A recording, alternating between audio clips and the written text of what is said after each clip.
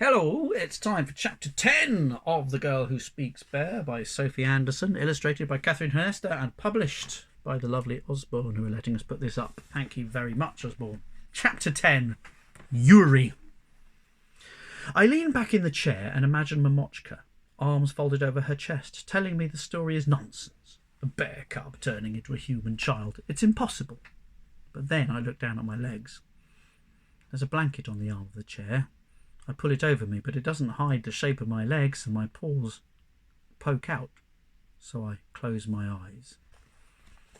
A memory climbs into my mind of standing on the bear Serena's back, on 4 paws. I tell myself it's my imagination, that I'm fired up by what Ivan the Grey said, and this is a ridiculous story, but it does feel real. The fur on my legs rustles and my claws splay wide as I stretch, and those sensations are suddenly familiar. Lost memories force their way to the surface. I remember rolling over to cover my fur with the sense of dry earth, licking my snout with a long wet tongue, my ears swivelling to the sounds of fish splashing. I remember being all bear. Cold creeps over me.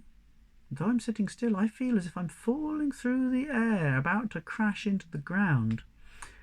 I've spent my whole life feeling unsettled in the village, like I didn't fit. But it never occurred to me that that might be because I'm not meant to be with people, with humans at all. Maybe I'm meant to be alone in the forest, as a bear. Tears spill down my cheeks, for Mamochka, for Sasha, for all the things that I love about the village but didn't realise till now. The squat wooden houses that line the square, the hall with its card-painted roof, the way everyone works together to build things for the festivals. Even the way the villagers compare my strength to a bear's. It might have made me feel different, but it was usually meant as a compliment. For the first time since I entered the forest, it occurs to me that I might never be able to go back. That makes me feel more alone than ever. I open my mouth to call for Mousetrap, but the words stick in my throat.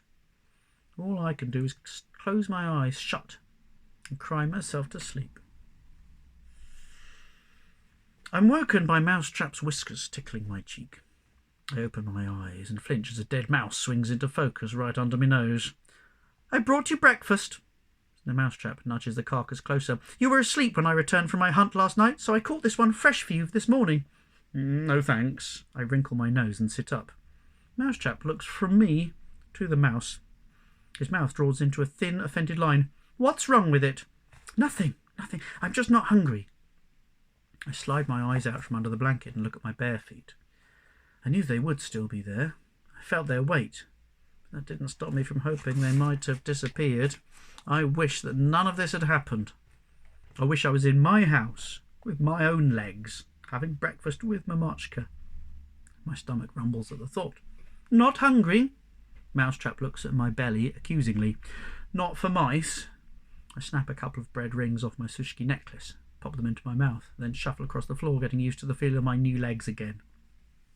I unbolt the door, eager to breathe in the morning air and clear my head of gloomy, fruitless thoughts. Sunshine dazzles on the snow outside. I step into it, and the cold makes me feel awake and alive. A mouse darts through a tunnel beneath me. The sensation is so magical, I feel foolish for wishing away these feet. I lift up my head into the air and I laugh. "I have bare legs!" I shout at the trees. My voice echoes back at me from every direction. Suddenly, I'm bursting to know more about my legs and why I have them. I close my fingers around my arrowhead necklace. Where shall I go today? I rush into the cabin and have a quick tidy up, throw on my coat, step back outside, unrolling my map. The sketch of the Blue Mountain pulls my gaze like it has its own gravity. That's where I need to go. The bear Serena will be there. I'll be able to talk to her like I can talk to Mousetrap. Meeting Ivan, hearing his words, then rereading the story of the bear's child has convinced me there is truth in Anatoly's tales, and if anyone knows the truth, it would be the bear Serena. She raised me for the first 2 years of my life, so she'll know who or what I am, hopefully know why I'm changing now too. I need to find her. The sun is high in the sky, and I curse myself for sleeping in. Mamochka could be on her way here now, determined to find me and to take me to the hospital. And the Blue Mountain looks far away, more than a day's walk. After struggling to see in the dark and hearing the howls of the wolf pack, I'd rather not travel at night again, which means planning a route that will get me to another of Anatolia's cabins before dusk.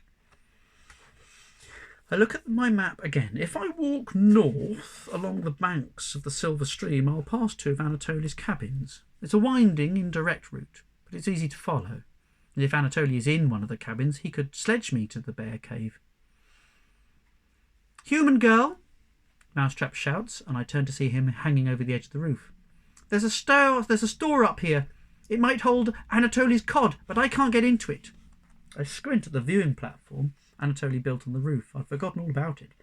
The last time I came here, when I was 5 years old, I was small enough for Anatolia to lift me onto it. The platform is the perfect place to get a look at the route I've planned, and it might give me an idea of exactly how far away the bear cave is. On my way, I call to Mousetrap and bound through the snow to a ladder fixed to the far end of the cabin. I step onto it tentatively, worried it won't hold my weight. But each rung is thick and it holds firm. The view from the roof whips my breath away.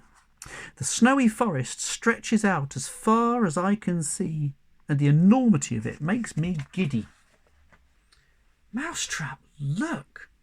My hand flies up when I spot the Blue Mountain in the distance, rising from the forest like a tooth. But Mousetrap isn't paying attention. He's trying to break the lock on a small store while babbling on about cod. I unroll my map again and try to match it up with the landscape. The Silver Stream shines as it cuts through the forest. Though it's called a stream, it's really a long braided river, and in places it's as wide and as deep as a lake. Its icy surface is breaking up now, crumpling and shifting as channels of water start to flow. I can't believe it's already 2 days since the festival, when the big melt began. I'm jolted by an echoing crash, a splash, and a piercing scream. My gaze darts along the riverbank below. The scream rises to an ear-splitting screech, and finally I spot the creature in distress, something large and leggy, maybe a deer or an elk. It's fallen through the ice at the river's edge, and it's thrashing around trying to pull itself out. "Help!" The creature's cries become words in my mind, and I rush to the ladder, pushing my map back into my pocket. It takes too long to climb down, so I just jump into the snow and run across the clearing. "I'm going to help!" I call back to Mousetrap, but he's already streaking along beside me already. I pick up speed as the ground slopes away and skid down the hill, snow avalanching ahead of my feet. Then I pause at the bottom to listen for the cries again. "This way!" Mousetrap sprints ahead of me, and I follow him off the trail through tightly packed pines until the shrieks are so loud I know we must be close. Bright light shines ahead, reflecting off the ice on the river. A young elk is struggling in the water at the edge. I can just make out his long brown face, 2 short velvety antlers and 2 gangly legs skidding around in front of him as he fails to get a grip. His whole back end has fallen through the ice. "Help!" he wails, and I rush towards him. But I stop in my tracks when I see a person behind a tangle of branches kneeling next to the elk. They are wrapped in a huge coat with a fur-lined hood that covers their face. Mousetrap leaps onto my shoulder and squeezes deep into my collar, out of sight. "Get off!" The elk shrieks as the person tries to loop a rope around his front legs. He cries for help again, his voice panicked and confused. I groan as I walk over because I don't want the person to see me like this. I'm scared their stare might wither away the last of my hope of ever fitting in with people, but I can't leave that elk struggling when I could help. I glance down. My long skirt covers everything apart from my feet. They might pass for boots. The person is so focused on the rope they haven't noticed me approaching, so I kneel next to the elk, hiding my feet behind me. "It's all right," I say, gently putting my hand on his warm, silk-soft snout.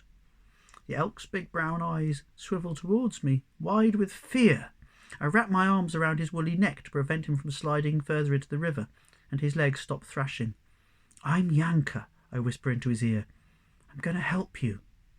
"Yuri," the elk stammers. "I'm Yuri. Help me up, I'm so cold."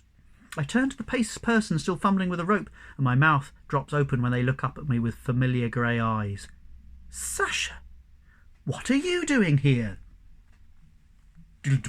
That is the end of chapter 10, and it is time for me to stop and to pack it in, so I'm sorry about that. There we go. Now what have we got next? Chapter 11 for the next one. Chapter 11, The Rescue, is the next chapter, and I will read that for you very soon, but I won't read it right now because it's time to pack it in. Time to say look after each other, stay safe, be good, and I'll see you soon.